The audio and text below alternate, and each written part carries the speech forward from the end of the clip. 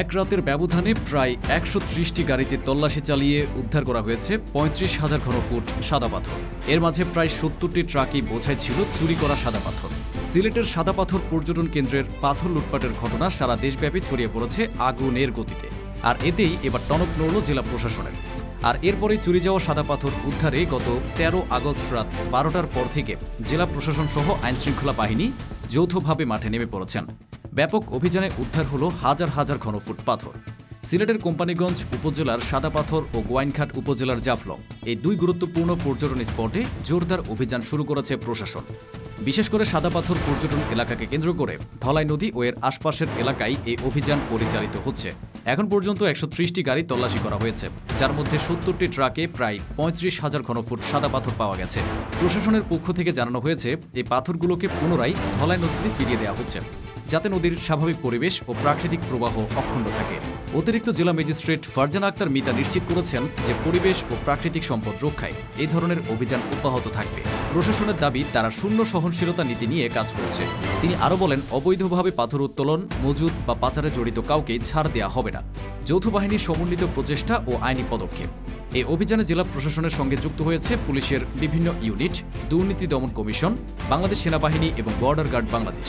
সেনাবাহিনীর সদস্যরা কৌশলগতভাবে বিভিন্ন চেকপোস্ট পরিচালনা করে ট্রাক আটকে দেওয়ার দায়িত্ব পালন করছেন, যা অভিযানের সাফল্য নিশ্চিত করছে।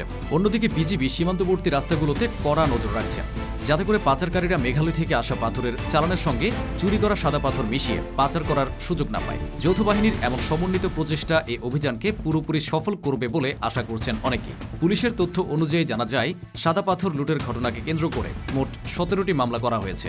এসব মামলায় ১৯১ জনের নামে সরাসরি আসামি হিসেবে যুক্ত রয়েছে। অপরদিকে ৩১০ জনকে অজ্ঞাত আসামি হিসেবে রাখা হয়েছে।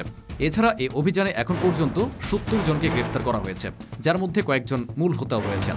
সাদা পাথর পর্যটন কেন্দ্রের পাথর লুটের ঘটনা দীর্ঘদিনের, কিন্তু সম্প্রতি জনসম্মুখে নৌকা বোঝাই করে পাথর লুটের খবর সামাজিক যোগাযোগ মাধ্যমে ছড়িয়ে পড়লে তা ব্যাপক আলোচনার জন্ম দেয়। প্রভাবশালী একটি চক্র দিন কিংবা রাতে শত শত নৌকায় করে অবাধে পাথর লুট করছে। স্থানীয়দের অভিযোগ ছিল, প্রশাসন ও আইনশৃঙ্খলা বাহিনীর সীমিত ক্ষমতা এবং সমন্বয়হীনতার সুযোগ নিয়ে এই চক্রটি তাদের অবৈধ কর্মকাণ্ড চালিয়ে যাচ্ছিল। এই অবৈধ উত্তোলনের কারণে একসময় স্বচ্ছ জলের ধলাই নদী তার প্রাকৃতিক রূপ হারাচ্ছিল। নদীর তলদেশে বিশাল গর্ত তৈরি হচ্ছিল, যা পর্যটকদের জন্য হুমকি সৃষ্টি করছিল। বিশেষজ্ঞদের আশঙ্কা ছিল, এই ধারা অব্যাহত থাকলে অচিরেই সাদা পাথরের সৌন্দর্য ম্লান হয়ে যাবে।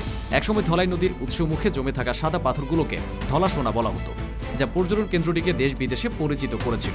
তবে এখন ঘুম ভেঙেছে প্রশাসনের। পরিস্থিতির ভয়াবহতা বুঝে এবার তারা দৃঢ় প্রতিজ্ঞ, এক টুকরো পাথরও আর চোরদের হাতে থাকতে দেওয়া হবে না। সেনাবাহিনী, বিজিবি, পুলিশ আর প্রশাসনের যৌথ প্রচেষ্টা এখন একটাই লক্ষ্য, যা লুট হয়েছে তা ফিরিয়ে আনা, আর যা আছে তা চিরদিনের জন্য সুরক্ষিত রাখা। সাদা পাথর শুধু প্রকৃতির সৌন্দর্য নয়, এটি আমাদের গর্ব, আমাদের সম্পদ। আর সেই গর্ব রক্ষা করার লড়াই এখন শুরু হয়েছে মাঠে ময়দানে, দিনরাত এক করে।